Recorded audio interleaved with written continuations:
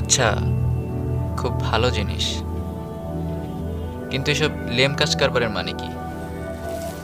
আমার বাসায় কি কোরআন শরীফ নাই? যত সব। এটা ব্যাখ্যানুবাদ সহ। ধরলে তো ফাতিহা সূরার অর্থ বলতে পারবি না। বুঝবি কি করে যা করছিস সেটা ভুল নাকি সঠিক? ছোটবেলা থেকে পড়াশোনা তো কম করিসনি, অথচ ধর্মীয় জ্ঞান অর্জন করা যে সবার আগে ফরজ সেটাই হয়তো জানিস না।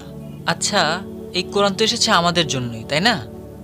অথচ এটা কত অবহেলাই না পড়ে থাকে।